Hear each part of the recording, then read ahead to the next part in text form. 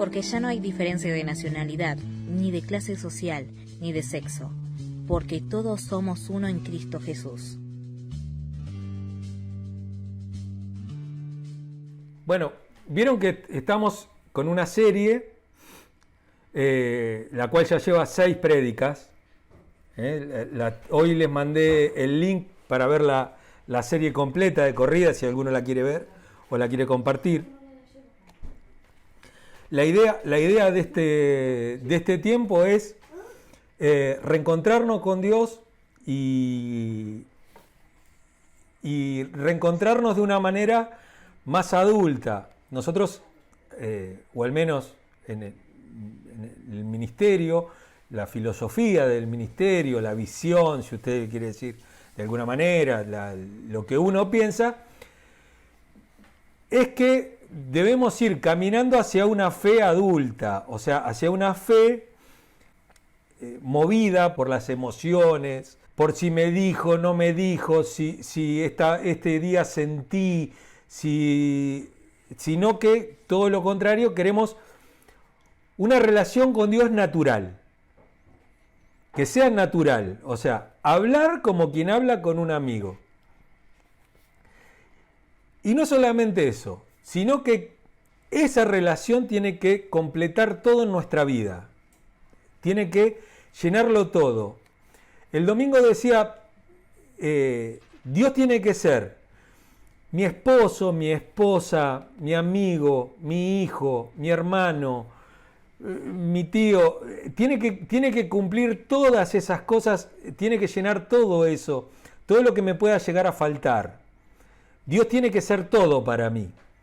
De modo que todas las cosas que tenga jamás opaquen mi relación con Dios. Y siempre mi relación con Dios sea lo primero, sea lo que prime en toda mi vida.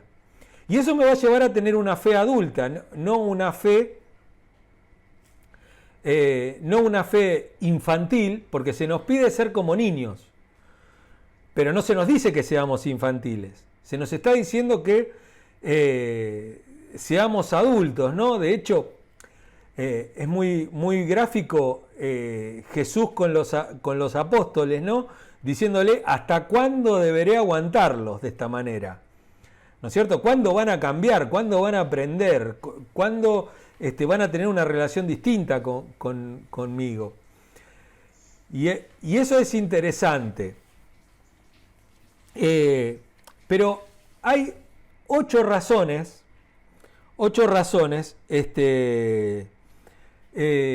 nos van a llevar a buscar nuestra a estar totalmente saciados, al estar totalmente comprometidos, al estar llenos, manejados, plenos en Cristo. Una de las cosas por las cuales debemos estar así, de esa manera, lo primero es que estar completos en Dios, regocijarnos en Dios es un mandamiento. El Salmo 100, en el capítulo 2, en el versículo 2, dice, adoren al Señor con regocijo. ¿No es cierto? Es más que gozo. Es un regozo. Es regocijarse en Dios. Filipenses capítulo 4, verso 4, también tiene ese mandamiento, y ese mandamiento es bien puntual. Dice, alégrense siempre en el Señor. Y Pablo dice, se los repito, se los recalco, alégrense en el Señor. El Salmo 37, 4 dice, deleítate en el Señor. Deleítate en el Señor. Fíjense que en ningún momento está diciendo podés llegar a regocijarte en el Señor, podés llegar a hacerlo, sino que nos manda a hacerlo. Es un mandamiento. Es un mandamiento, y es un mandamiento que veamos que es peligroso no cumplirlo. Todos los mandamientos del Señor tienen promesa. Una vez se dice, honrarás a tu padre y a tu madre es el primer mandamiento con promesa. Mentira, todos los mandamientos tienen promesa. Todos los mandamientos tienen promesa. Si vos cumplís los mandamientos, hay una promesa y una de bendición de parte de Dios para tu vida. Siempre, siempre. Y siempre hay consecuencias de no hacerlo. Entonces, hay advertencias cuando no lo hacemos. Dice Deuteronomio capítulo 28, nosotros vimos bastante el tema de la corriente teológica deuteronomista, lo vimos en el Antiguo Testamento, ¿no es cierto? Que es esta idea que tiene sobre todo el pueblo judío en el Antiguo Testamento de si haces las cosas bien, te va todo bien, si haces las cosas mal, te va a ir todo mal. Bueno, después vemos al pobre Job, que las cosas no le iban muy bien, que digamos. Vimos a un montón de justos que pagaron por pecadores y entonces se nos enseña también a que a las personas buenas que hacen las cosas bien, a veces les suceden cosas. Uno de mis pasajes favoritos de Eclesiastés es precisamente ese, es el que dice, no es de los ligeros la carrera, no es de los sabios el pan, no es de los fuertes la guerra, ni siquiera los sabios gozan de admiración, dice, ¿no? Sino que a todos les suceden cosas. Pero dice, Deuteronomio capítulo 28, el verso 47 y 48, dice así, pues no serviste al Señor tu Dios con gozo y alegría. Por eso vas a ser esclavo de tus enemigos. Cuando uno no encuentra el regocijo en Dios, seguramente fuera de esas cosas va a haber cosas que los esclavicen.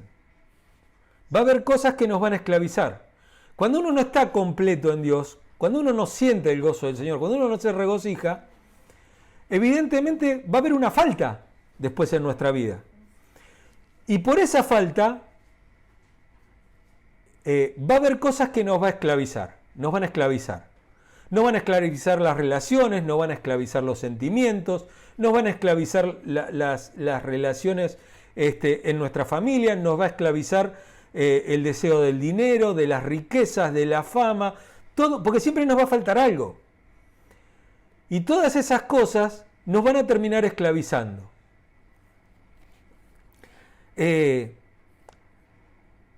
Como tercer punto, la fe nos enseña este principio de regocijarnos en Dios, de estar completos en Dios. Dice Hebreos capítulo 11, verso 6, versículo que me encanta repetirlo un montón de veces porque me parece súper completo, me parece uno de los versículos más relevantes de la Biblia, que nos relevante y revelante, que nos revela a Dios. En el versículo 11, en el versículo 6, dice, en realidad, sin fe, es imposible agradar a Dios.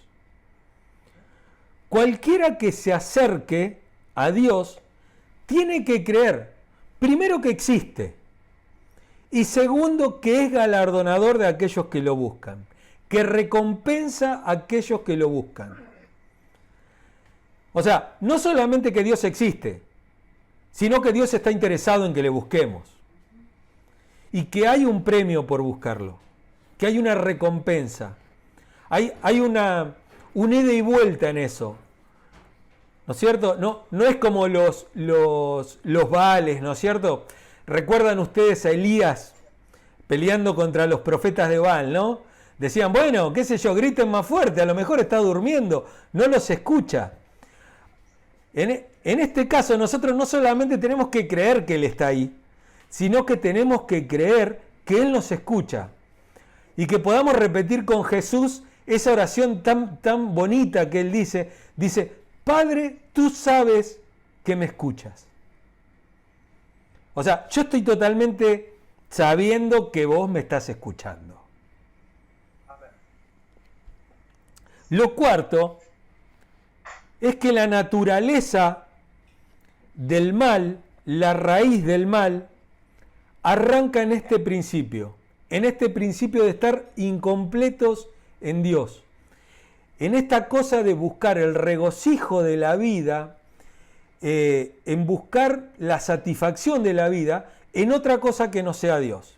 Este pasaje lo di hace poquitas prédicas en algún sermón.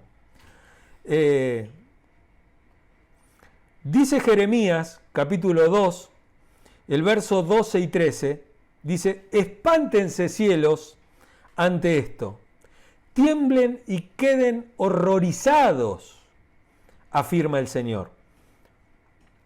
Dos son los pecados que ha cometido mi pueblo. Me han abandonado a mí, fuente de agua viva, y han cavado sus propias cisternas, cisternas rotas que no retienen el agua. Fíjense qué interesante este versículo. Porque en la escritura hebrea se utiliza mucho el tema de la repetición. La repetición tiene muchísimo que ver con el énfasis que se le quieren dar a las cosas. Entonces dice, dos son los pecados de mi pueblo. O sea, por una los hago bolsa. Por dos, imagínate. Y dice Dios, no es solamente que me han dejado a mí, que me han abandonado a mí, fuente de agua viva, sino que, como dijimos antes, se han esclavizado en otras cosas y terminan siendo esclavos de esas cosas, de cosas que no producen satisfacción. ¿Por qué? Porque uno cava cisternas que las cava uno mismo y que después no retienen el agua. Por esa misma razón que dice Jesús, cualquiera que tome agua de este pozo volverá a tener sed, pero el que tome del agua que yo le dé, nunca más va a volver a tener sed. Entonces, eso es lo que tenemos que entender, que la raíz del mal es esta insatisfacción en Dios. Cuando uno no encuentra satisfacción en Dios, si uno mira Génesis 3, el comienzo de la raíz del mal, ¿cuál es la raíz de todo? No encontrar satisfacción en Dios. Hay algo que me puede hacer mejor todavía. Hay algo oculto que Dios no me está dando y que yo lo tengo que buscar. Entonces, para mí, lo mejor es ese fruto prohibido. Ese fruto que supuestamente me va a hacer igual que Dios. Y eso es no encontrar satisfacción en Dios. Es el deseo de los ojos, el deseo de la mente, el deseo de los ojos y la vanagloria de la vida. Es eso, que después lo va a repetir Juan en su epístola, en una de sus epístolas. Lo otro que nos va a hacer, punto 5, es la conversión. La conversión, esa cosa que a veces tenemos tan por detrás, ¿no? Que tenemos tan olvidada. El tema de la conversión, del convertirse, del realmente ser cambiado. Que Dios provoque en nosotros, que el Espíritu Santo provoque en nosotros verdadera metanoia, verdadero arrepentimiento, pero un arrepentimiento que nos cambie 180 grados. Porque algunos hacen el cambio de 360, o sea, vuelven al mismo lugar. ¿No? Como el perro que vuelve a su vómito y la chancha al lodazal. Pero cuando uno tiene una conversión genuina, las cosas cambian. Dice Mateo capítulo 13, verso 44, que el reino de los cielos es como un tesoro escondido. Es como un tesoro escondido en un campo. Cuando un hombre lo descubrió, lo volvió a esconder y lleno de alegría, fíjense acá, la misma palabra, regocijo, ¿no es cierto? Regocijarse, llenos de alegría, fue y vendió todo lo que tenía. Con alegría uno dejó todas las otras cosas y compró este campo. O sea, cuando uno entiende que Dios puede completar la vida de uno, cuando se provoca esa conversión real en nuestra vida, uno vende alegremente todo lo que tiene y compra eso. No quiere decir que uno venda todas sus posesiones materiales y vaya y compre. Es una parábola. Jesús, en este caso, está haciendo una parábola. Una parábola es una historia que sirve, una historia. Básicamente, digamos que la definición de parábola es una historia,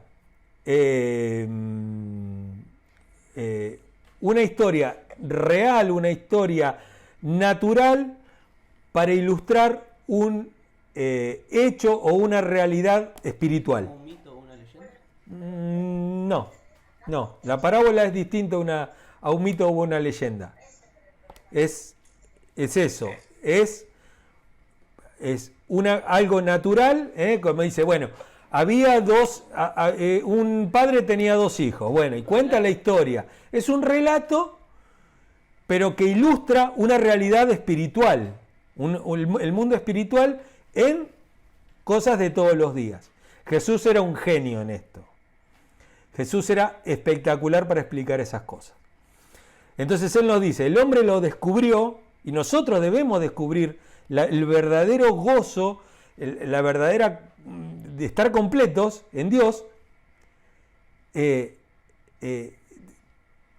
y poder entenderlo y que eso nos pueda llevar a confiar totalmente en Dios. Todos los días de nuestra vida, no importa la circunstancia, no importa lo que pase por delante, yo estoy completo en Cristo Jesús sin que nada me falte.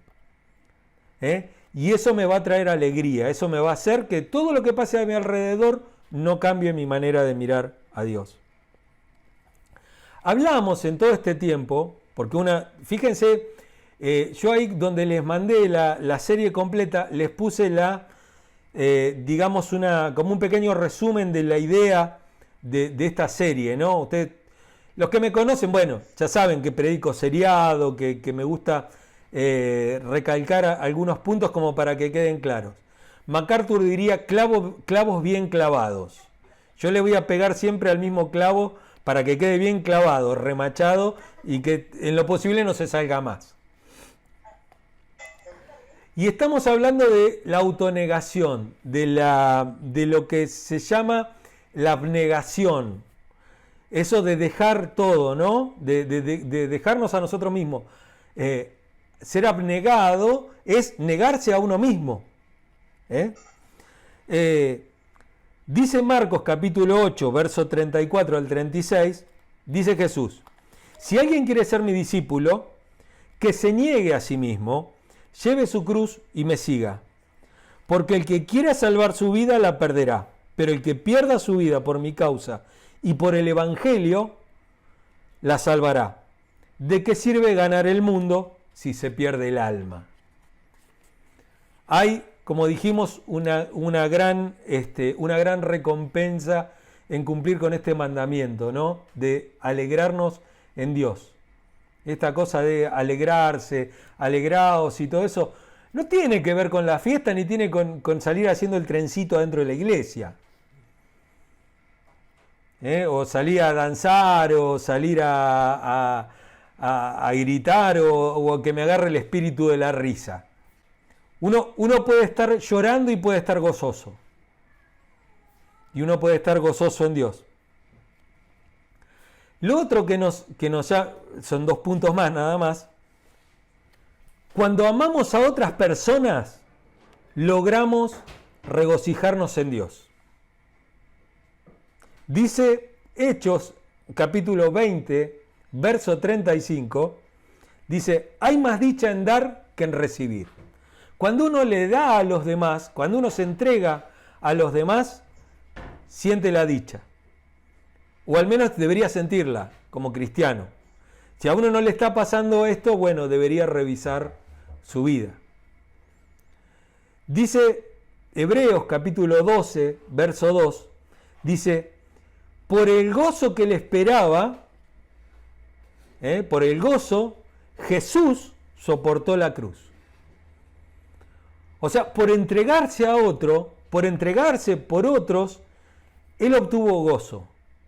¿Cómo se puede estar gozoso mientras te están clavando en la cruz, te está doliendo hasta lo último cuando uno está en las últimas?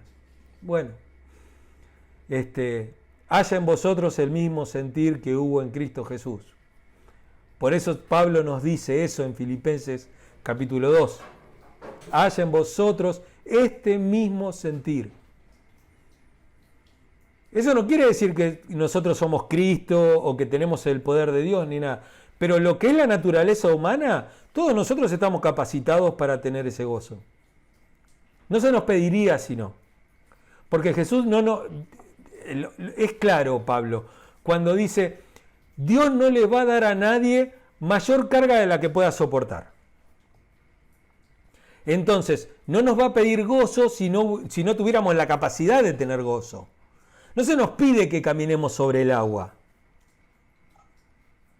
Se nos pide que caminemos gozosos en las distintas circunstancias de la vida.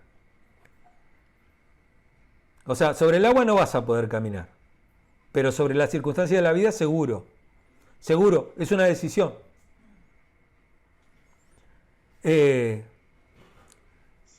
Y la exigencia que tiene Dios al pedir ser glorificado nos enseña que debemos tener autosatisfacción y que debemos ser gozosos en Dios.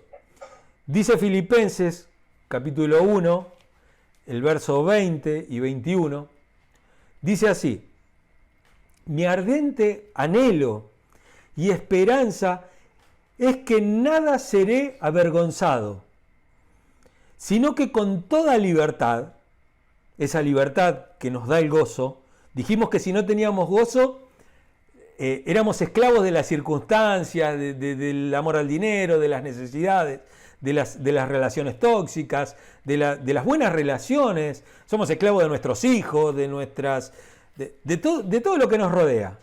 O sea, cualquier cosa viene a esclavizarnos. Pero dice Pablo, sino que con toda libertad, la libertad que hay en el gozo de Cristo, esta esperanza, dice, ya sea que yo viva o muera, ahora, como siempre, Cristo será exaltado en mi cuerpo. Porque para mí el vivir es Cristo y el morir es ganancia. Estoy totalmente satisfecho en Cristo. Pase lo que pase. Pase lo que pase. Nos case el coronavirus o nos case el ébola. No sé. Vivamos 100 años o muramos mañana. Ojalá que vivamos muchos años, porque la verdad que no queremos estar acá. Pero dice Pablo, es mejor estar con Cristo. Y es porque Cristo nos completa. Porque Cristo nos completa, pero nos puede completar hoy. No es que nos va a completar cuando nos muramos. Nos puede completar hoy, en este momento, hoy, ya, ahora. Por eso hay que entender ese mandamiento. Regocíjense, dice Pablo. De nuevo les digo, regocíjense. Es un mandamiento. Es un mandamiento. Y es una alegría y un gozo. Y entender que en Dios estamos completos y que no nos falta nada. Nada. Todo lo que viene por encima de ese gozo es añadidura. Es añadidura. Se añade. Pero nosotros estamos completos. Sabemos vivir en la abundancia y en la escasez. Como la promesa en el altar, ¿no? Tal cual. En la salud y en la enfermedad.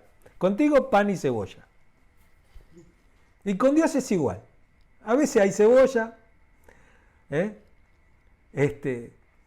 Entonces, esta es tiene que convertirse en el centro de nuestra vida. El centro de nuestra vida tiene que ser Cristo. Cristo es el centro. Él es toda nuestra paz, todo lo que tenemos es Él.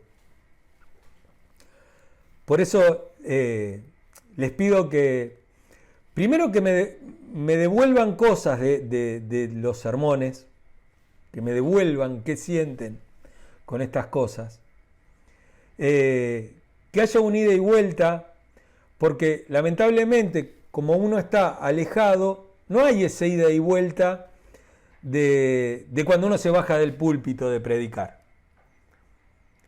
Pero tenemos tenemos un montón de herramientas. Y recuerden que pueden sentirse igual pastoreados. No se queden solamente con el ver el domingo la prédica o el ver los martes la prédica o volverla a ver o estar en el estudio bíblico, sino que tengan en cuenta de poder tener un ida y vuelta, de que podamos tener un ida y vuelta con todas estas cosas. Bueno, que Dios los bendiga, que Dios les dé sabiduría para poder aplicar esta palabra, que tengan una excelente semana y bueno, y nos vemos en la próxima. Que Dios los bendiga. Porque ya no hay diferencia de nacionalidad, ni de clase social, ni de sexo, porque todos somos uno en Cristo Jesús.